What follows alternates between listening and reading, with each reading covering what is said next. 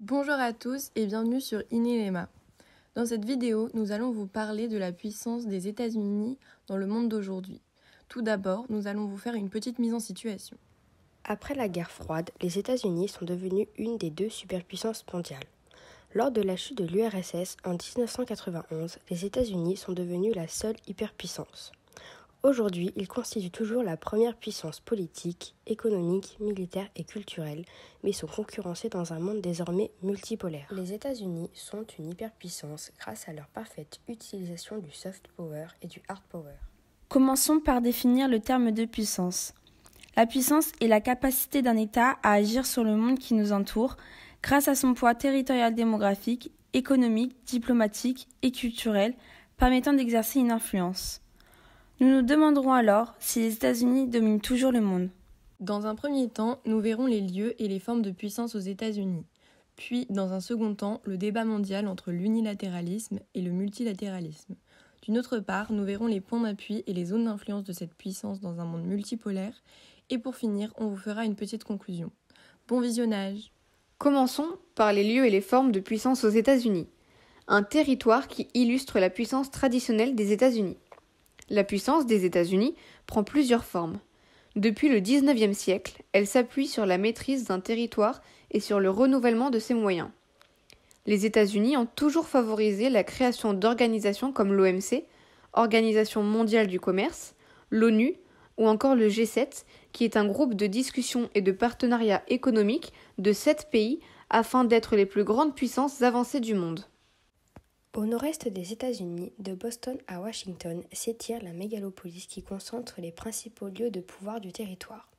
Tout d'abord, la capitale Washington qui concentre le pouvoir politique avec la Maison-Blanche et le Capitole, le pouvoir judiciaire avec la Cour suprême et le pouvoir militaire avec le Pentagone. Puis New York, principale métropole et capitale économique des États-Unis, avec le quartier des affaires de Manhattan, la bourse de Wall Street, première place boursière de la planète. Et enfin, Boston, qui a développé toute une économie du numérique autour de l'université du MIT et de Harvard, première et deuxième université mondiale. New York, et plus précisément le quartier de Manhattan, est considéré comme la capitale mondiale.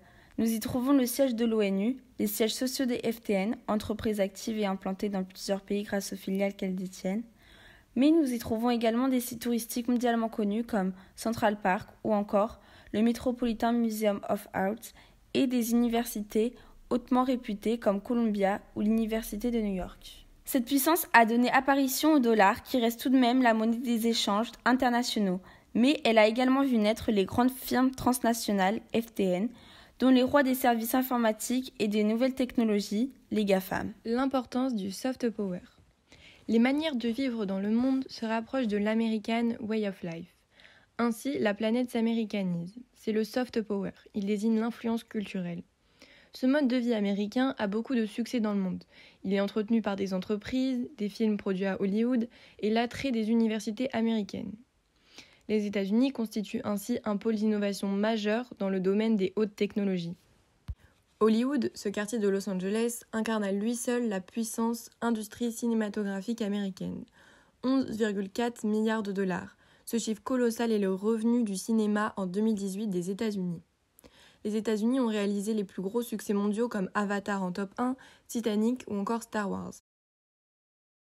Les États-Unis ont également créé les plus grandes plateformes du numérique, comme Google qui fait partie des GAFAM ou encore Netflix. L'université de Boston, Harvard ou encore la MIT accueillent de nombreux étudiants de multiples nationalités. Les universités dans le Massachusetts sont un symbole de la puissance technologique américaine. Les biotechnologies, un exemple de la supériorité technologique de Boston.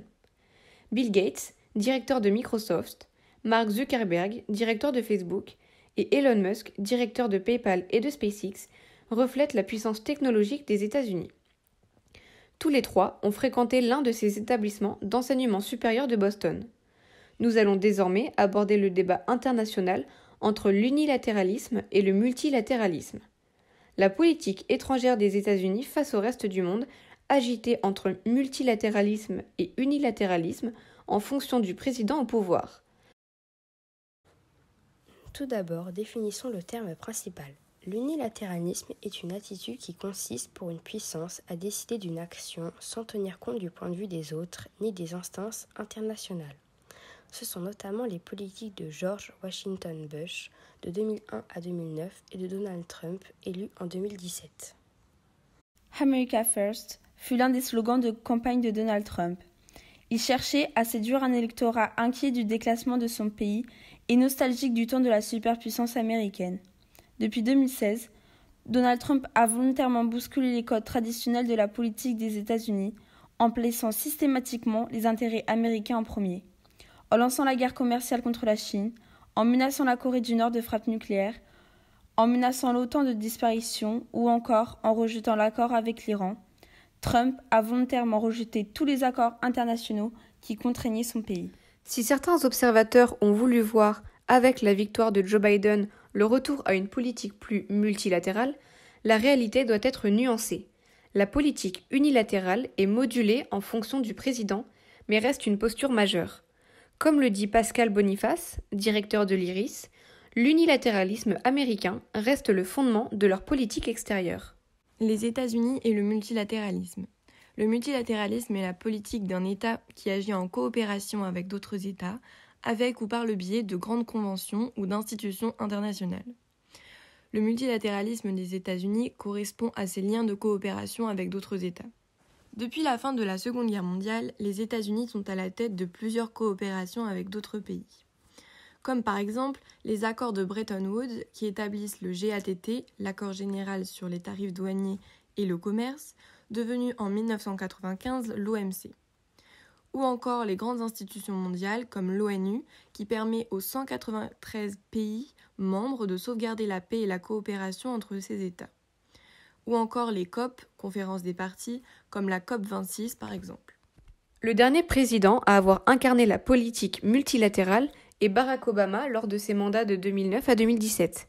Il obtient alors le prix Nobel de la paix en 2009 pour ses efforts extraordinaires en faveur du renforcement de la diplomatie et la coopération internationale entre les peuples.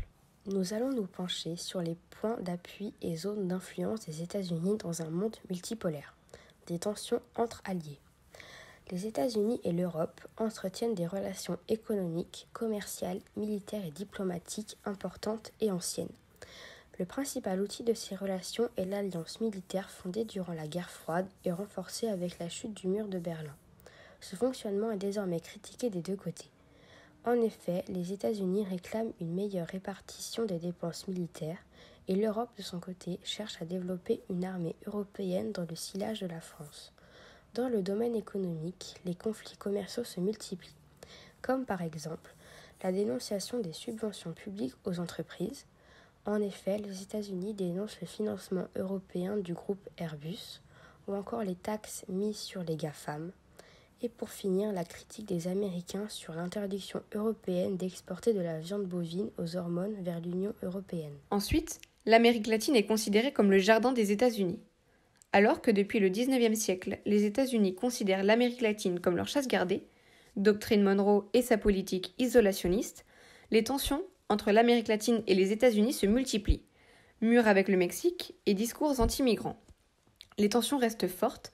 Les pays du Sud dénoncent les pratiques impérialistes des États-Unis, notamment au sein de l'association ALBA, Association bolivarienne pour les Amériques. L'émergence de nouveaux concurrents. Le Proche et Moyen-Orient est un espace de tensions et de conflits. Actuellement, les États-Unis y exercent une force majeure. Durant la guerre froide, ils ont mis en place des alliances en s'appuyant sur deux petites puissances, l'Arabie saoudite et Israël contre l'Iran. L'Asie-Pacifique est devenue le centre de gravité de l'économie mondiale. Les États-Unis cherchent donc à conserver leur suprématie en s'appuyant sur leurs alliés traditionnels, le Japon et la Corée du Sud. Les crises diplomatiques avec la Corée du Nord et la guerre commerciale déclenchée depuis 2016 avec la Chine ont engendré une hausse des tensions dans la région, comme dans la mer de Chine. Les États-Unis font désormais face à la concurrence chinoise aux ambitions maritimes grandissantes. Pour conclure notre sujet, nous pouvons dire alors que les États-Unis disposant d'un territoire connecté et intégré à l'économie mondiale veulent garder leur domination dans plusieurs domaines tels que la technologie ou la culture. Pour cela, ils s'appuient sur leur maîtrise du soft power qui diffuse dans le monde entier une image de l'American Way of Life. Dans le domaine de la politique internationale, si les États-Unis ont souvent cherché à s'appuyer sur les institutions mises en place dans une logique multilatérale, leur engagement reste marqué par une défense unilatérale des intérêts stratégiques du pays. Si la présidence de Trump a semblé marquer un repli diplomatique des États-Unis, ils conservent cependant des points d'appui et des alliances militaires qui leur permettent de conserver une place à part dans la géopolitique mondiale. Comme l'a déclaré Barack Obama en 2009, les États-Unis ne peuvent résoudre seuls les grands défis qui se posent au monde, mais sans les États-Unis, ceux-ci ne peuvent être résolus. C'était Inelema et on vous remercie pour votre écoute.